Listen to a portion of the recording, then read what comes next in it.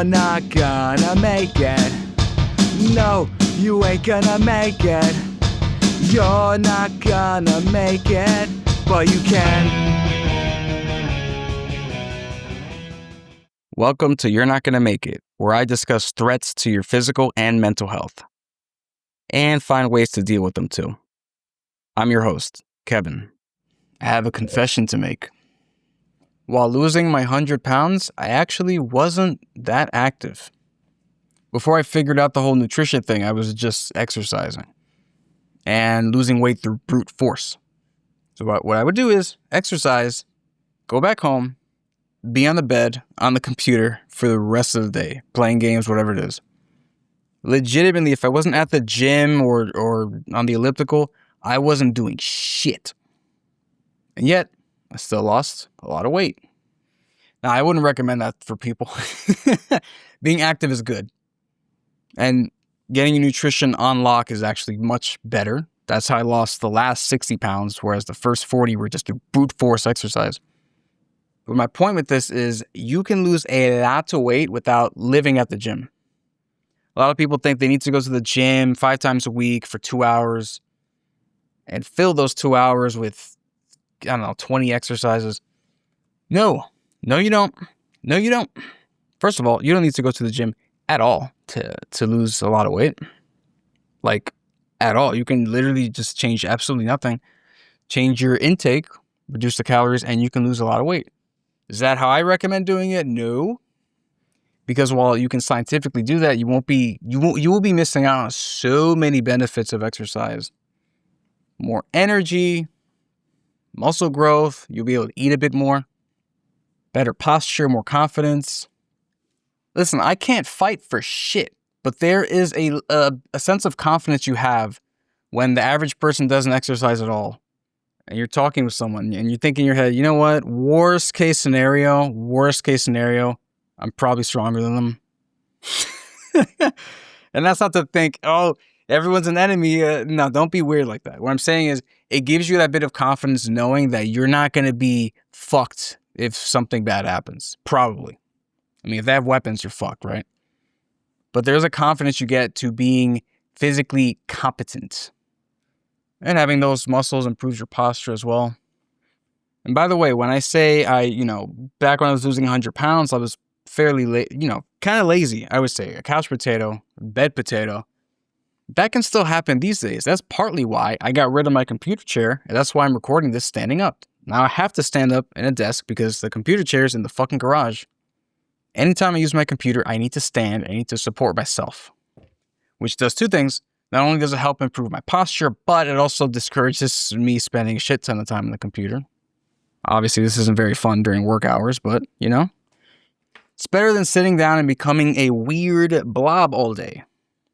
So in this case, if you want to be crazy and consider standing exercise as compared to just sitting all day, sure. But this is extra important for you. You probably sit down all day because you work in tech, you work at a desk.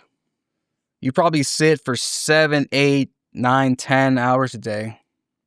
Your schedule sucks ass, so you're thinking, I gotta spend all this time at the gym if I want to get fit. No, you don't. Like I mentioned, just the nutrition is all you need, but the fitness is very important. So I will say, it's totally fine that you don't have time to spend 2 hours per session at the gym because you don't need them. There is such a thing as diminishing returns at the gym. You can do a really good half hour at the gym, and that can be pretty damn effective. Depending on what you're doing, it can be even more effective because of all the rest you're getting. And while I never, ever recommend people to burn off calories at the gym, like don't work out to, undo your diet. Never do that. But yes, when you work out, you do burn calories as well because that's activity. So if you mix in the caloric restriction with exercise, you're losing a lot of weight. You're losing mostly fat in that case. I mean, at the beginning, you'll be losing a lot of water, but once you get into that cadence of decent caloric restriction with regular activity, you're going to be losing mostly body fat with all this stuff. So it's really beneficial for you to get active. Before I give you some tips, I'm going to get into some myths first. Myth number 1, if you're not subscribed, you're cool. That's not true at all. You're actually lame as hell, so you need to subscribe. All right, actual myth number 1. you need to work out 5 to 6 days a week to lose serious weight. Now, if you are a couch potato, you change nothing about your diet, nothing about anything else, you start exercising 6 times a week, first of all, that's going to suck ass for you and you probably won't be ready for it. But yeah, you'll lose more weight because you're keeping the same caloric intake, but the activity is going up. So you can lose weight. I wouldn't say serious weight. You can undo a lot of stuff. You can undo like the majority of your cardio in about 1 minute, depending on the food you eat. So I would not make the workouts the main form of losing weight. But cardio is very good for your heart and lungs and can help with the extra calorie burning. And you only need to do that a couple times a week if you want that benefit. Myth number 2, cardio is the key to weight loss. Not really. You can do a marathon and burn a lot of calories, but that's not going to affect anything tomorrow, if that makes sense. What you're eating day by day is what controls the actual calorie intake and the deficit and all that stuff. You can work out like crazy one day, that's not going to affect anything tomorrow. So do cardio because your heart and lungs love it, and it helps. It lubes up the fat loss process a bit. Do it for that, mostly for the cardiorespiratory benefits. But cardio is not the number one. It's not the key to weight loss. That is food. Myth number 3. If I'm not sore or exhausted, I didn't work hard enough. I hate this so fucking much. When I would train people in person, I would hear this a bunch, say, oh man, I'm not sore today, or man, I feel sore, that's so good. I love going to fitness classes because I get sore. That means good. No, it means your body is not used to hard work. Listen, when you are consistently active, you're not sore that often. Even if it's challenging, you're not often sore because your body's used to this shit. Now, if you want to change things up, like noticeably increase the weight, noticeably increase the reps, or noticeably decrease the rest time, then yeah, you'll feel it the next day. And for me, recently, I started on certain days training till failure instead of doing the normal rep range, and good fucking God, I am sore. Why is that? Because the rep range is vastly different than before. Not because I did good. You can be very, very accomplished with your fitness and your exercise without feeling sore. Now, if you're a newbie, you're going to probably feel sore a lot, very often. But once you get used to it and your body's like, all right, so we're putting in work. Okay, it's going to rise to the challenge. I'm not going to say you're never going to feel sore again. You can. It just won't happen unless you do something quote unquote new, as in there's something you haven't done ever or in a while that you are doing now. For example, if you only do regular squats and then you do some lateral lunges, you step to the side, do the lunge, get some weight on there, some dumbbells or something.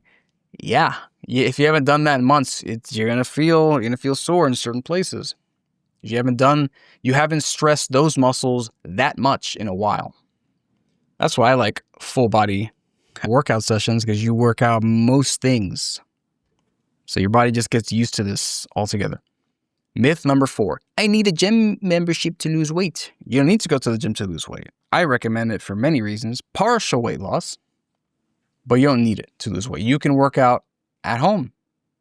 In fact, if the gym is too far or it's annoying, whatever it is, you can buy adjustable dumbbells for home, kettlebells, pull-up bar, TRX cable. You can do a lot at home, like a lot. But as I said before, most of the weight loss is through caloric intake, caloric control. But please exercise. Myth number 5, the final one. I lost weight before but gained it all back. My metabolism is broken. This is really stupid. No offense. The reason why you gain weight is probably because you made big changes to your life. You achieved a certain goal, and then you went back to quote unquote normal, and then your body went back to what it was when you considered it to be normal. The thing is, you're not supposed to make these big changes and then weight loss isn't a thing that you do something and then you are done. Weight loss is making changes that facilitate your body becoming slimmer, leaner, healthier.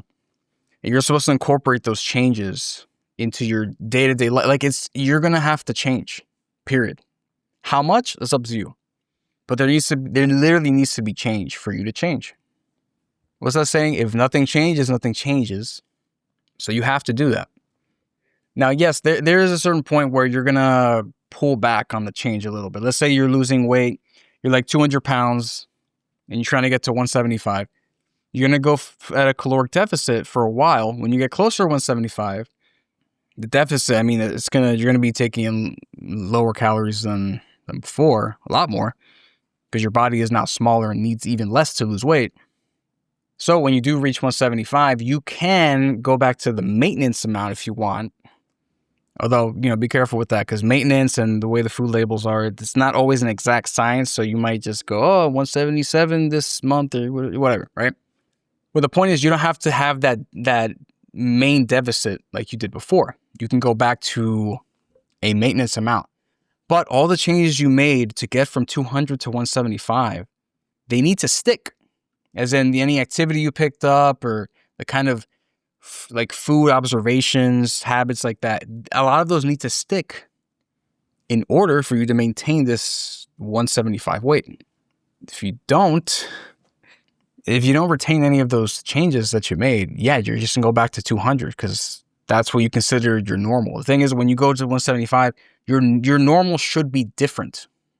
You've changed your life, not just tortured yourself for however long it took you. That's not how you're supposed to look at it. It's like, oh man, I'm doing this shit I don't like. Once I hit 175, I can just be done. No, you need to make your way down there by making lifestyle changes. So if you gain it back, you did not commit those changes to part of your life. They were just a necessary evil for you to see that number and then be happy and then go back to quote unquote normal. And that's why you're upset. Let's get into some numbers. 100% of people who subscribe to me are badass. Also, only 20% of overweight people achieve long-term weight loss success. So only 1 out of 5 people lose weight and keep it off. For over a year anyway, according to this. So the actual number of people who stay off forever is probably lower. But even then, 1 out of 5 is not a lot. Like 1 out of 5, not 1 out of 5 people are overweight and lost weight. 1 out of 5 people who are already overweight and want to lose it, make it. That's it. If you're middle-aged and you lose weight and you keep it off, you reduce your risk of chronic disease over the course of like 20 years by about 50%. That's fucking huge. So think about that in terms of exercise. Not, I need to spend 3 hours in the gym because I want to look cool and strong. Think about, I need to keep a sustainable habit of exercise so that I can live longer. I think there was only one period of my life where I actually spent about 2 hours in the gym per session. And that was a period that was probably the least effective of my life in terms of exercise. Well, not the least effective, but it wasn't great. So literally when I was about 17, I started doing the elliptical because we had a big ass elliptical in our apartment for some reason. And I was like, oh, can I use that? Let's put it right in the middle of the living room. And what I would do is listen to music and I would go on the elliptical for half an hour or 40 minutes. I don't remember. Did that, I honestly don't know. I think it was 2 or 3 times a week. Then about a year-ish later, started college and I started using the treadmill to do this HIIT thing. So I would run on there for about 9 or 10 minutes, going super fast for minute 2, walking next minute, going medium, going up and down because I was trying to maximize fat loss and confuse my body because I was fucking stupid. Didn't know what I was talking about when I was, still early on. Then I figured, this is really hard. It only takes me 9-10 minutes to do this. So I figured I should do something else afterwards. There's all this gym equipment here. So let's get into strength training of some kind. Let me use a bunch of machines. Let me just do whatever. Do the ab thing, do the leg, whatever. Then I started this program called Jason Blaha's 5x5 Ice Cream Fitness, which was essentially using barbells, doing the big movements in barbells, overhead press, chest press, rowing, deadlifting, squatting. I didn't know how to do barbell squats or overhead pressing with barbells at that time, so I did not do that. I used dumbbells. I did not feel safe doing the other stuff with barbells, so I changed it with dumbbells, and it was great. The pattern was the same, and I got pretty strong doing that. Then I started to, run a bit on the track and the gym as well, in addition to, I think I switched the elliptical treadmill stuff from that to running around the track a bit. Then this was near the end of my weight loss, because at a certain point I figured out, hey, nutrition matters. So I lost a bunch of weight, and then they basically locked the doors on the gym. I started going to my college's gym even after I graduated. I was trying to, but then they put a keypad on it, and it was only allowed for people who were on a sports team. And the other one, they made a new gym for just normal students, and you needed an ID to get in. I'm like, fuck, I don't have one. I guess I can't go to this gym anymore. Whoops. So what I would do is, there was another college right next to me. I'm talking like 2 blocks away. And I would go into the college campus, go down there. They had a shuttle bus. I pretended to be a student. They never checked. I just walked in. Yep, I'm a student. They take the shuttle all the way down, a couple miles down, close to the main train in New York City, the 1 train. From there, I would walk about 10, 15 minutes to Blink Fitness, and that's where I would work out. And then I would have to, of course, walk back to that shuttle at a certain time, wait next to the Burger King, be mad at it because that's the exact Burger King that my parents brought me to when they were, bringing back custody of my sister and I because they were divorced, and got me really fat. So fuck that Burger King. And the shuttle brought us all the way back to the campus, and I walked home. But at the gym itself, I would do bodybuilding stuff. I would do today's arm day, whatever. So I would do 3 exercises for biceps, 3 for shoulders, 3 for whatever. It was a lot of shit. And whatever. That wasn't very effective. Then a year later, from Blink, by the way, I started working at Blink shortly after I started going to it. And a year after I started working at Blink, I went to Equinox, and they had a lot of people who were pretty knowledgeable. So I started working more in terms of patterns, instead of just, oh man, here's one little muscle group. Let me do a bunch of exercises for it. Fuck that. Focus on patterns. Push, pull, knee dominant, hip dominant, core, anti-rotation, anti-flexion, stuff like that. Where it's the movement itself that matters, not the specific exercise or the specific equipment. It didn't matter. When I was in Blink doing that bodybuilding shit, the 3-4 exercises per muscle group, that is, I think, the time where it was getting close to 2 hours. I think it was only an hour and a half, my longest time in the gym, honestly. When I went to Equinox and started thinking more in patterns, eventually I just got to a point where I was just barbell squatting, barbell deadlifting, chest pressing, overhead pressing, barbell rowing, and that was kind of it. Each day I'd basically do, okay, squatting is the heaviest one today. When I'm doing the other stuff, they're going to be lighter. And the next time I would do it, okay, rowing is going to be the heaviest thing today. The other movements are going to be easier. Though I think that also took a while. Never 2 hours, but maybe an hour and a half or so. And then basically I got to a point after COVID, the gyms were closing, and I got stopped of hitting I was at 395 pounds for a deadlift. I was trying to get to 400, but gyms closed. And then, yeah, that happened. So gyms opened back up again. I tried to hit 395 again, but I got weaker. So I worked my way back up to 395, and I'm like, I don't know if I care. And then months later, I'm thinking, man, I'm still young. I really want to break 400. So let's try. I had to work my way back up, man. My deadlift dropped. It was like 355 or something at that time, maybe 335. I had to work my way up over months. And then I hit 405 in, I don't know how long it was, but 4 or 5 months later or something like that. I don't know. Some months later, 3 to 5. I think 4. And it felt great. I did 4 or 5, and I think, you know what? I think I could probably do 415. But then I realized, why? Who gives a shit? It's just going to be numbers up forever. And there's no disrespect for people who work for strength. Strength is fun. It's really cool to have the numbers go up. But for me, I was thinking, I don't know, I kind of need something more. I don't really care about the numbers going up so much. I don't really give a shit. So I changed more towards using kettlebells and body weight stuff, and working on handstands, single arm push-ups, pistol squats, fun stuff like that, using kettlebells for other things, dumbbells for some things. And still, never 2 hours. All of that helps me maintain an active lifestyle and encourage me to eat properly and not gain a shit ton of weight again.